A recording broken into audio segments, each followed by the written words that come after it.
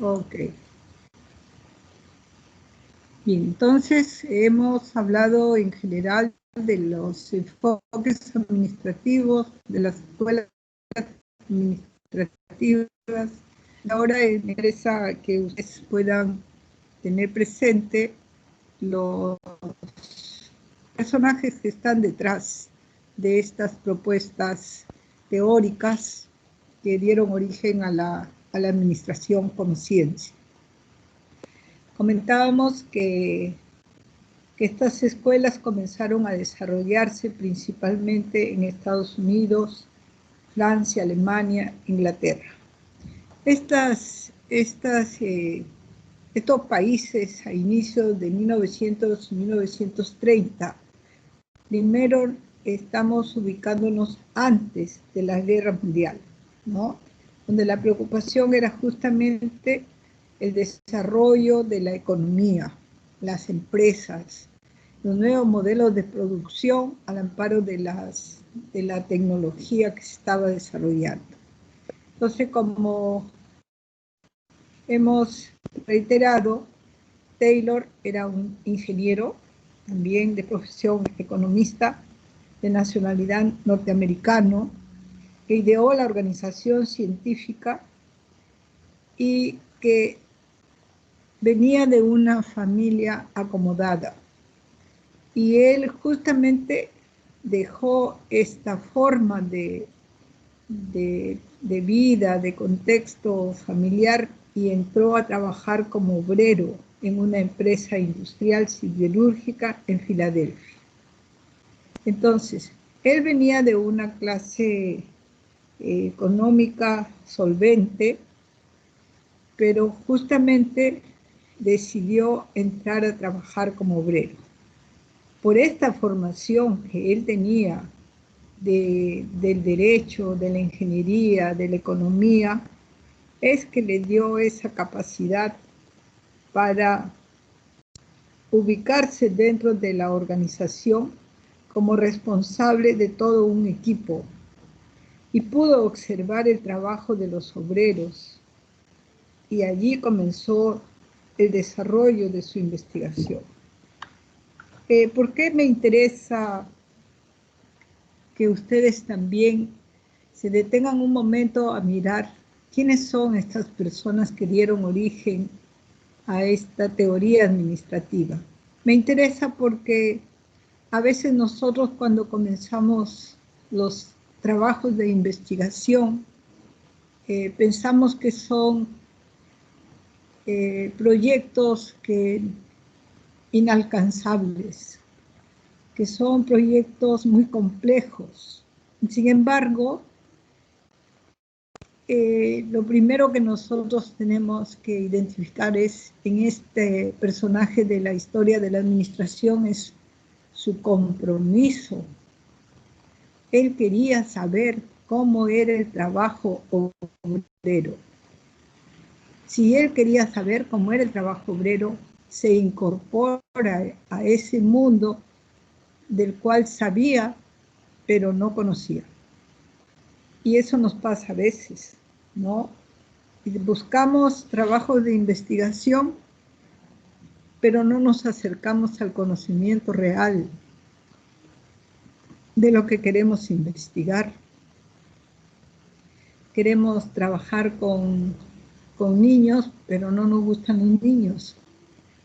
No me siento cómoda en espacios carentes, ¿no? Entonces, tenemos que encontrar aquello que nos apasiona, que nos gusta, que nos motiva para investigar, para estudiar.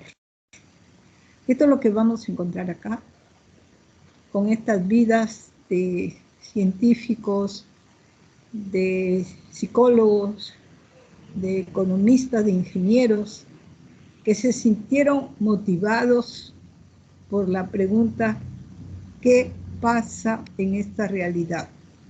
¿Por qué pasa esta situación? Me gustaría saber qué es lo que está pasando y por qué está pasando. Y esto es lo que hizo él. Taylor entró a trabajar en una empresa industrial siderúrgica, se hizo cargo de un grupo de trabajadores y realizó una observación práctica, analizando el trabajo que realizaban, descomponiéndolo en tareas simples, midiéndolas en el tiempo y exigiendo la realización de tareas necesarias en el tiempo justo. Esa es la forma como nosotros tenemos que ir también a partir de estos estudios, cómo es que llegan a constituir teorías, principios, normas.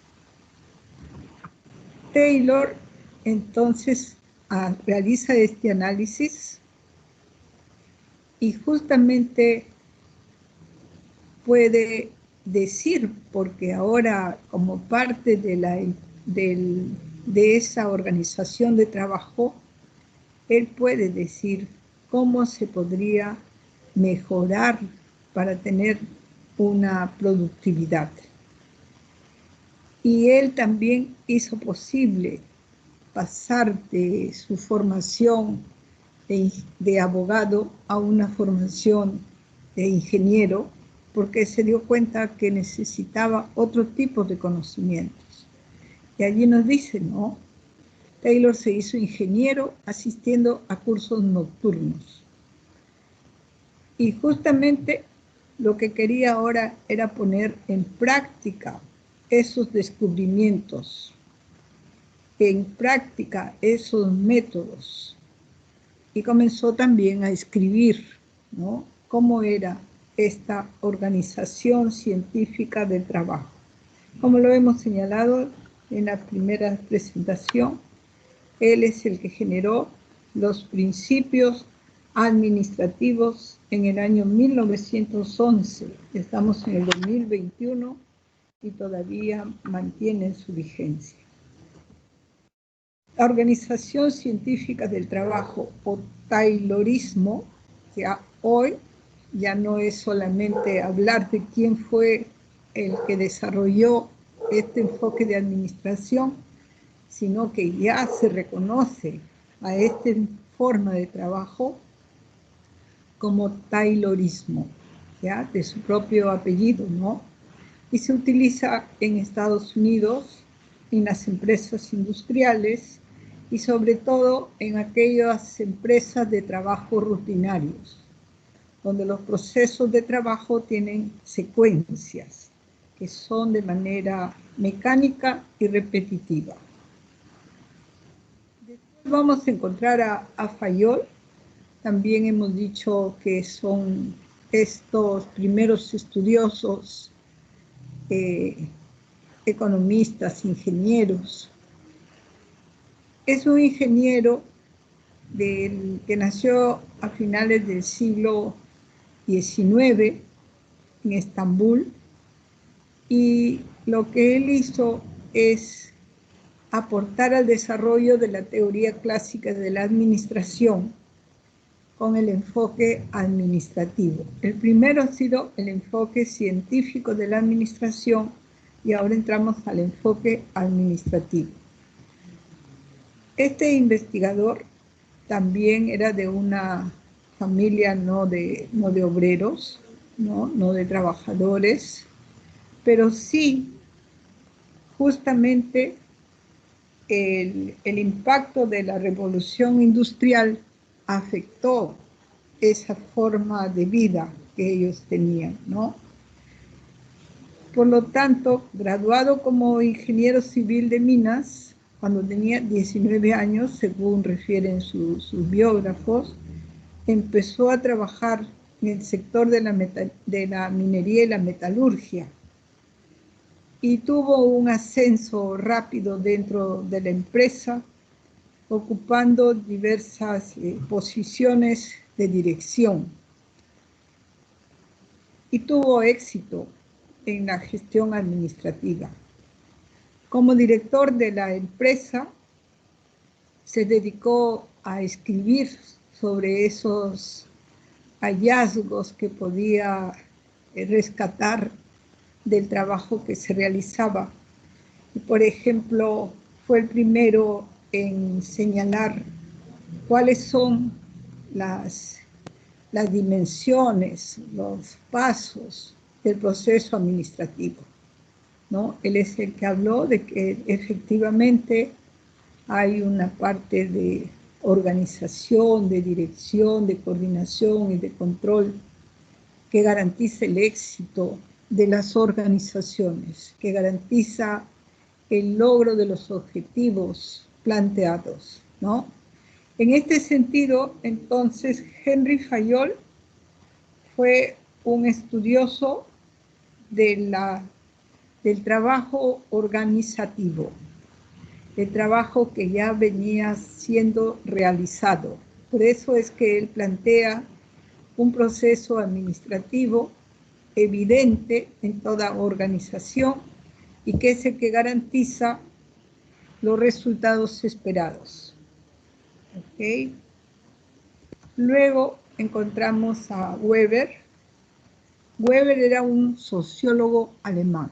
Aquí hay un cambio, digamos, en el desarrollo del pensamiento administrativo, porque Weber era un personaje más vinculado a los aspectos políticos sociales del país, ¿no?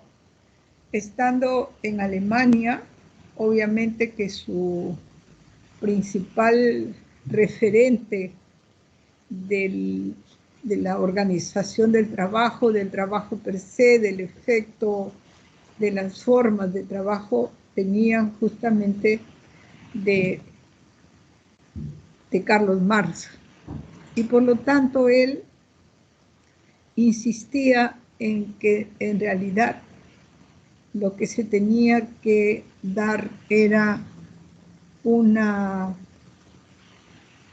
posibilidad de desarrollar el trabajo con una base moral, con una base ética.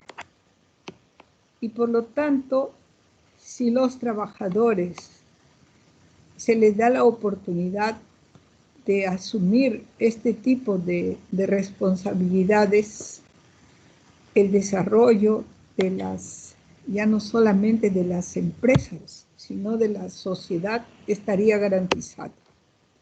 Weber, como hemos mencionado hoy, trasladó toda la teoría administrativa porque la encontró válida para las organizaciones decisorias sobre la vida de las sociedades, es decir, sobre las estructuras de poder gubernamental.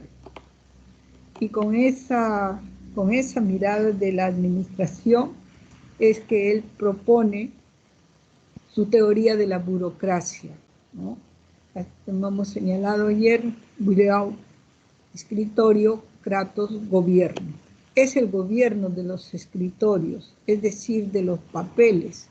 Los burócratas que llevan el papeleo controlan y rigen a los que trabajan. Y nuevamente, estas primeras formas de mirar la administración las seguimos percibiendo y rescatando hasta nuestros días, ¿no?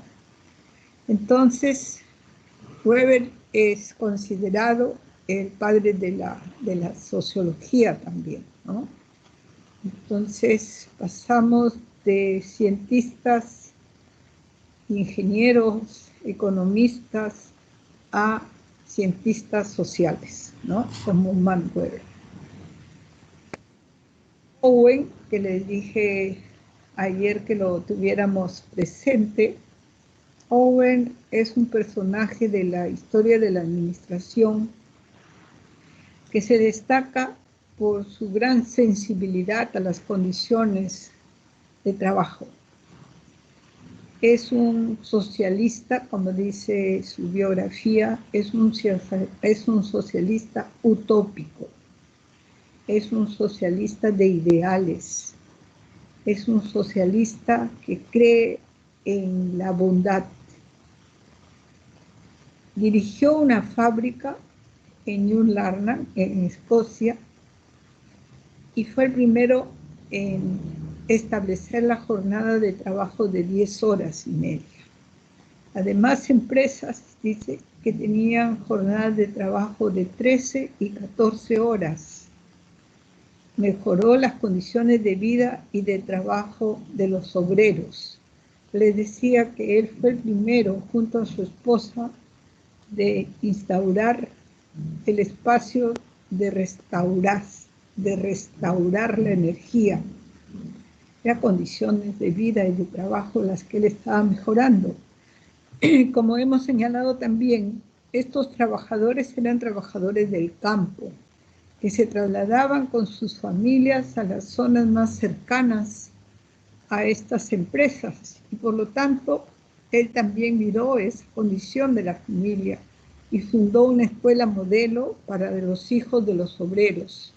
Organizó casas cunas, jardines infantiles alrededor de la fábrica que él dirigía, ¿no?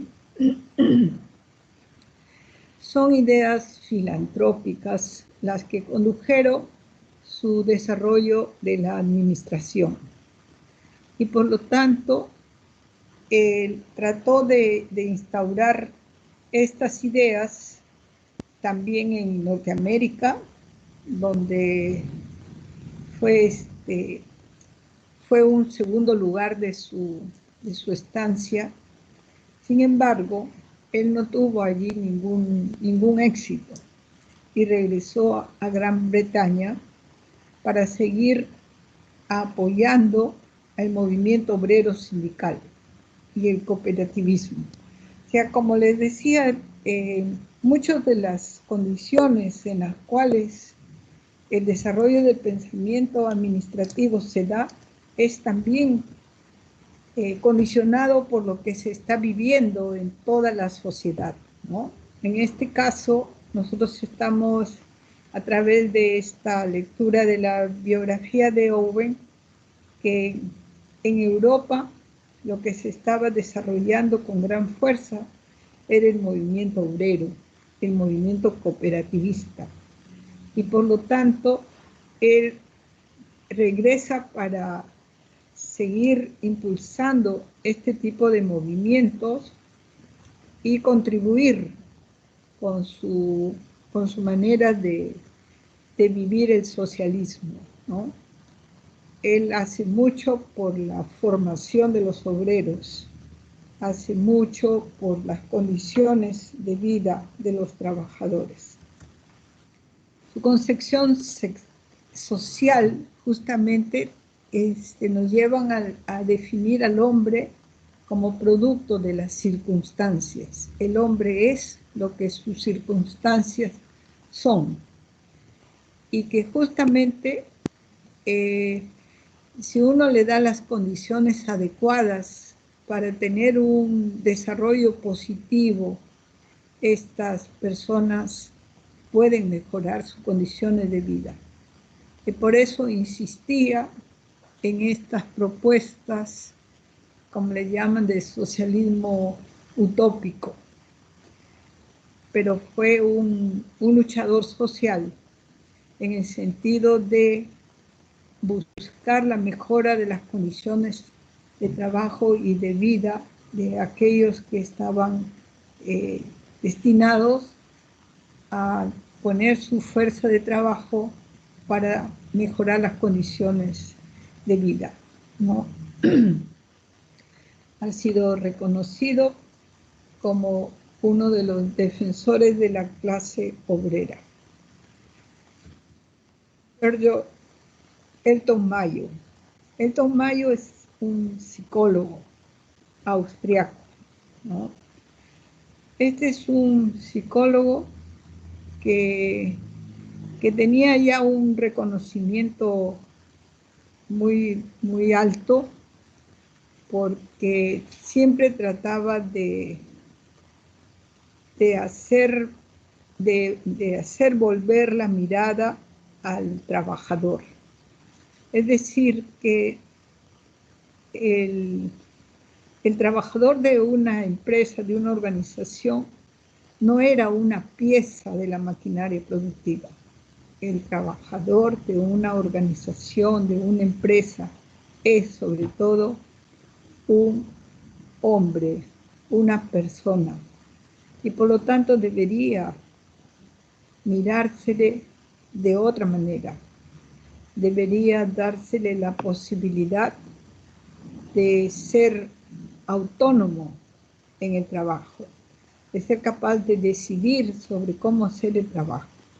Estas ideas no eran populares dentro de los gerentes de las empresas y no era muy bien recibido. Sin embargo, él trabajaba en universidades y publicaba, ¿no? Como dice, era básicamente un profesor de lógica, filosofía y ética.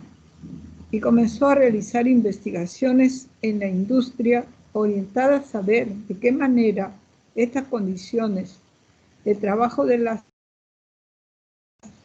personas se influenciaban en el logro de los objetivos de las empresas.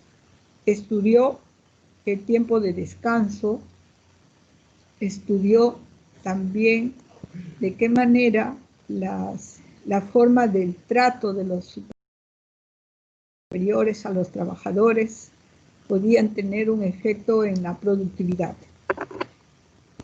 Estos dos elementos fueron los que motivaron los estudios de Elton Mayo.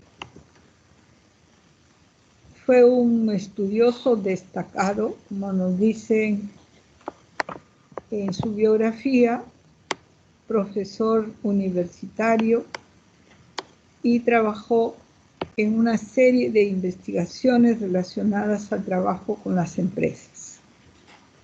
Elton Mayo llevó a cabo el estudio de Hawthorne, como decíamos ayer. En este estudio, hasta hoy, en todas las escuelas de administración se toma como un ejemplo de lo que se debe tener en cuenta para conducir el tipo de administración basado en los recursos humanos, ¿no? Elton Mayo ha sido también reconocido por su contribución al desarrollo y pensamiento de las escuelas de recursos humanos. Abraham Maslow, el que acabamos de hacer referencia con la pirámide de las necesidades, él es norteamericano, es judío de origen ruso, emigró a Estados Unidos, ha sido también parte de una familia amplia, como nos dice, de 7 hermanos, ¿no? Tuvo unos padres muy exigentes, ha sido objeto de muchos como formas de educación que él reconoce que se sentía maltratado, y justamente en razón de esta forma de trato familiar, él señala, ¿no?, que su autoestima no fue la mejor durante sus primeros años de vida, ¿no? Él sabía que estas condiciones, estas formas de trato familiar le estaban condicionando en sus percepciones. Por lo tanto, se considera un ser solitario, ¿no?, pero inteligente y curioso. Justamente a raíz de este trato familiar, lo que él hace es buscar el refugio en la lectura. Y esto ha sido lo que le favoreció en su formación como persona, y en su deseo de contribuir a una mejor comprensión sobre lo que cada trabajador podría estar viviendo, y que las personas que tienen a su cargo a los trabajadores deberían tener presente para tener una administración eficiente, ¿no? Justamente también en el contexto que le tocó vivir en Estados Unidos, el tema de la Segunda Guerra Mundial, y él sentía que toda esta situación tenía que ver con las condiciones con las cuales las personas podían sentirse motivadas o no para hacer algo. Maslow también tuvo una situación de salud no muy favorable, y se desarrolló sobre todo a nivel profesional dentro del campo universitario, y pudo trasladar toda esta experiencia en lo que hoy conocemos como la pirámide de Maslow. Escribió algunas propuestas teóricas sobre la psicología en el enfoque humanista, y contribuyó justamente a su desarrollo de la psicología positiva, ¿no? Bien, estos son los personajes más destacables que es importante relevar para tener una visión de lo que se presenta detrás de lo que nosotros podríamos estar percibiendo como una teoría administrativa con mucho contenido teórico, pero que si nosotros volteamos nuestra mirada al día a día, vamos a encontrar que es una teoría que nos permite un mejor conocimiento de nuestro quehacer en la vida familiar, en la vida del trabajo o en cualquier tipo de organización en la cual participemos. Esa es la contribución de la administración. Bien, entonces aquí terminamos esta primera parte de la presentación sobre las teorías administrativas, y teníamos ya un archivo que voy a colocar, pero quería simplemente explicarles. A ver, un momentito.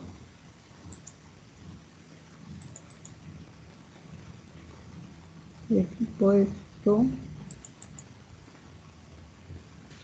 Así, acá está.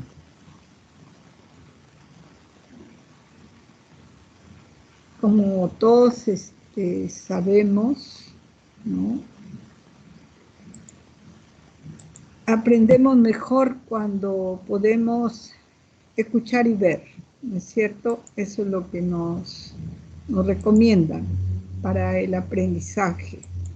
Y con este propósito hice una búsqueda de videos que no los vamos a pasar porque en realidad los tiempos son cortos dentro de las clases, pero sí es importante que ustedes vean en este orden que he presentado algunos videos de YouTube sobre los conceptos de organizaciones sociales, los conceptos de administración, organización, gerencia, donde se habla de los procesos administrativos, donde podemos mirar, por ejemplo, empresas como McDonald's, Pizza Hut, Taco Bell, Kentucky, Bimbo, Hard Rock, y podemos apreciar cómo toda esta teoría administrativa se evidencia, ¿no?, en el trabajo. También vamos a poder acceder a través de estos videos en las escuelas de administración, ¿no? Son videos cortos, he tratado que no sean de más de 5 minutos, habrá uno que otro de 8 minutos, pero son videos cortos porque lo que busco es que vayan fijando algunas ideas de toda esta teoría administrativa que a veces nos puede parecer demasiado, pero lo vamos a necesitar para poder ir interpretando lo que a lo largo de la asignatura se va a dar. Funciones administrativas, también hay algunas referencias a la gestión de cocinas y restaurantes, donde podemos identificar todo este marco administrativo, algunas condiciones de las personas que nos hacen difícil tener las mejores relaciones, como por ejemplo el ego. Y finalmente, aquí sí ya va a requerir sentirse motivadas para mirar estas películas y donde ustedes al final me puedan decir, sí, en esta película efectivamente pude identificar que hay todo un proceso administrativo, o hay situaciones de conflicto, hay situaciones de negociación, etc. Entonces, les dejo esa lista de videos para que ustedes, ahora que todavía no están en tiempo de exámenes ni de trabajos demasiado continuos, se den el tiempo de mirar, ¿no? Como les reitero, son videos cortos. Son videos que tienen como finalidad reforzar las ideas que se desarrollan en las clases. Bien, ¿alguna pregunta? Ya estamos llegando al final. Díganme. Creo que no, profesora. ¿Sí? ¿Hay algo que les interese descartar? Les digo, en el video de ayer, que es el que sigue la línea de la clase, es donde están el balotario, ¿no?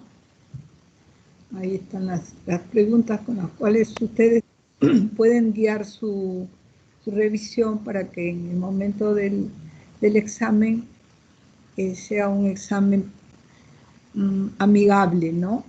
Porque ya conocen el tema, porque saben de qué se trata, y sobre todo lo que me interesa, que le encuentren el gusto, ¿no?, a la administración. Muy bien, sin más, si no hay preguntas, hasta aquí. Profesora, no se olvide de subir la clase, porfa. Sí, de inmediato ya lo voy a colgar, ¿ok? Gracias, entonces nos despedimos hasta la próxima semana. Hasta luego. Hasta luego, Gracias, profesora. profesora. Muchas mil gracias. Nos vemos.